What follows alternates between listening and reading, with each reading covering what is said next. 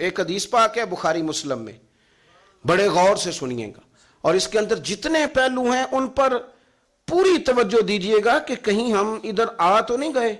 رسول پاک صلی اللہ علیہ وسلم نا ہمارے لیے سب سے بڑے حکیم ہیں، سب سے زیادہ حکمت حضور نے ہمیں بتلائی ہے کہ اس رستے چلو گے تو بچو گے، اس رستے جاؤ گے تو ہلاک ہو جاؤ گے۔ نبی کریم علیہ السلام نے فرمایا، بخاری مسلم ہے، فرمایا 7 ہلاک کرنے والی چیزوں سے بچنا، اگر ان میں تم چلے گئے تو ہلاک ہو جاؤ گے۔ 7 چیزیں ہیں جو تمہیں ہلاک کر دیں گی، برباد ہو جاؤ گے، تباہ ہو جاؤ گے، ہلاکت کا سفر ہے یہ، 7 چیزوں سے بچو۔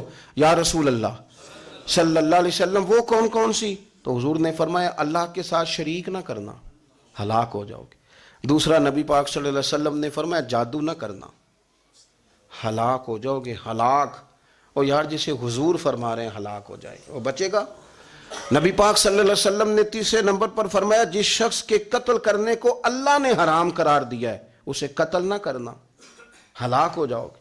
چوتھے نمبر پر رسول پاک علیہ السلام نے فرمایا سود نہ کبھی بھی کھانا، ہلاک ہو جاؤ گے، ہلاک۔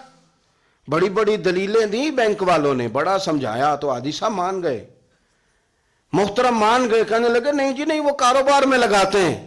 بڑے بھولے بالے ہیں ہم، پتہ سارا ہے۔ اور دیکھو سب کاموں کے باوجود مستقل بینکوں میں پیسے اس اکاؤنٹ میں رکھے ہوئے ہیں جہاں سے مستقل سود آتا ہے۔ حضور نے فرمایا نہ کرنا یہ کام۔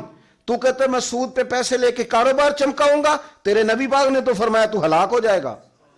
تو کہتا ہے میں میل لگاؤں گا، حضور نے تو فرمایا ہلاکت ہے۔ تو کہتا ہے میں بڑا کچھ کر جاؤں گا تو ہلاکت ہے۔ اچھی طرح سمجھ لیں، اصل مال بھی ضائع ہو جاتا ہے اس بندے کا جو سود کا مال ملا لیتا ہے، اصل برکت بھی اڑ جاتی۔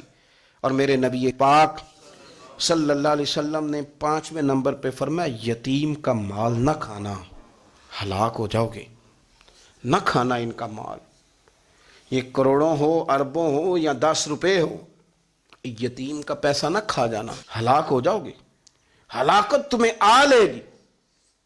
اور پھر 6 نمبر پر نبی پاک علیہ السلام نے فرمایا کفر سے جہاد ہو رہا ہو تو کبھی پیٹ پھیر کے بھاگنا نہ، ہلاک ہو جاؤ گے۔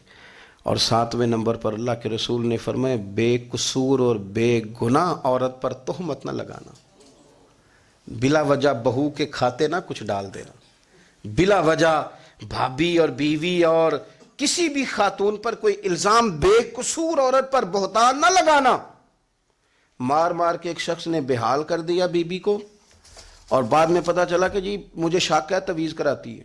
کیا آپ کی سوچ ہے؟ مسلمان اللہ کو ماننے والا اور اس باتوں پر الزام لگائے گا تویز کرا کے لاتی؟ بے قصور عورت پر بہتان، یہ ایک تو بات ہے اسے مارنا، اور ایک یہ ہے کہ کوئی تکلیف دینا، اور ایک خالی اتنی بات کی کہ بہتان بھی نہ لگانا، اس پر الزام نہ لگانا، یعنی تم نے صرف بے قصور عورت پر الزام ہی لگایا تو حضور فرماتے ہیں ہلاک ہو جاؤ گے۔